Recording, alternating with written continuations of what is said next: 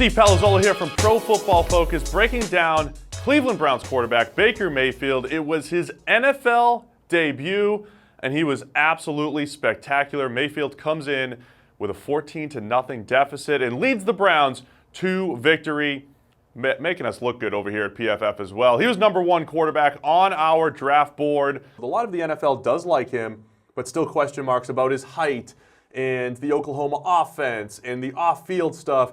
Give me your broad view of Baker Mayfield, and we'll dive into some of the details in a second. Well, let's set out our stall right from the off. Baker Mayfield is the best quarterback in this draft, and using our numbers, it's not particularly close to him and the next guy. Last season, we were pounding the table for Baker Mayfield for quite a while, so let's get into some of the details of the debut and why he looked so good. But we have to be objective here. That's the thing. We have to be objective. Every single throw is graded here at PFF, for better or for worse. So let's start with one of the bad throws with Baker Mayfield, then we'll get into the good stuff. He did get away with a couple bad passes, in particular in the red zone. This may have changed the narrative just a little bit, but this is a bad misread in the end zone, firing the pass into double coverage for a dropped interception. Take a look at the pass right here, right there, off the defender's hands. We had trail technique on the wide receiver and a safety sitting underneath. It was a bad misread by Baker Mayfield. Changes the stats just a little bit. When you combine this with the fumble that he had as well, there were a couple bad turnover-worthy plays in there. So it wasn't all perfect for Baker Mayfield. This one certainly should have been an interception.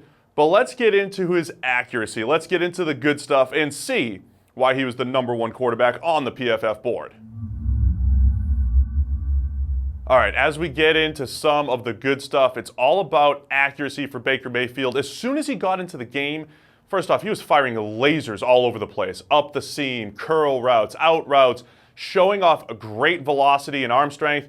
But the number one attribute that we loved about him at PFF, Baker Mayfield was by far the most accurate quarterback in all of college football for 2 straight years, maybe 3 straight years, the highest graded quarterback we ever had in our college grading. Then we went to another extra bit of data when it comes to evaluating quarterbacks, and it was actual ball location. So not just saying, is it catchable, but saying, did he put it on the front number for catch and run opportunities? Did he leave it too far behind?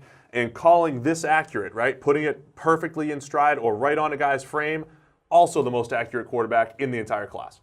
So let's get to this fourth quarter play. The Browns are down 3. First play of the drive, 8:56 left in the game. Baker Mayfield comes out throwing, and look at the pass location right here. He drops one perfectly on Antonio Callaway's hands, up and away from the cornerback, and Callaway drops it. And again, even though it falls incomplete, this is one of those passes where here at PFF, we're giving the full credit. We're giving Baker Mayfield the credit for that perfect pass. So for a guy that finished 17 of 23, yes, he had that dropped interception that I showed you, also had a drop like this, also had another drop along the sideline. Baker Mayfield's accuracy was on display in his debut. And then there's one more pass that I think really needs to be shown because it was accuracy, but also tight window accuracy, something that Baker Mayfield was great at in college.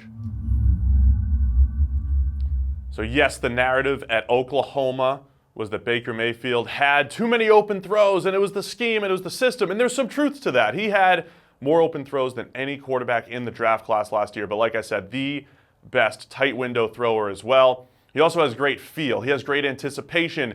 And if you guys watched this game and you saw just how badly Tyrod Taylor was struggling early in the game, there was pressure coming from every angle. Maybe guys weren't getting open. Well, good quarterbacks throw their receivers open. And even when the windows are tight, they know where to throw the ball. And this is where Baker Mayfield does excel. Great feel as a passer. And this was the other great pass that he threw last night. He had a few of them, but this one really stood out. Let's watch it in real time first. Just check out the velocity on the ball. The little guy can fire the pigskin, as I tweeted last night. That ball comes out with great velocity, but let's check out the window. We pause it right here, and we see a linebacker in a passing lane, an open hole right here. Baker Mayfield lets go of this pass before the break, leads his receiver into the open territory, and now let's check out the ball location. Boom, right there, past the hand of the linebacker, and he puts it right on the front number of Jarvis Landry, who does a nice job to hang on and take a hit. This is called an NFL throw. And we quantified NFL throws before the draft, and we said, look, when you're trying to project a quarterback from college to the NFL, how do you pull out the stuff that he's doing in college and see how does it translate? Well, we started to do that with the PFF database, and we said, here are the throws that NFL quarterbacks make. Here's how often college quarterbacks make them. Who's the best? Baker Mayfield was the #1 quarterback on NFL throws in college. So even though he had it easy at times in the Oklahoma system, he knew how to make the NFL-style throws. And I know it's only one game, but it all showed up in his Thursday night debut. I think the Browns have a lot to be excited for as Baker Mayfield comes in, saves the day in his debut, and he's looking really good moving forward for the Browns quarterback situation.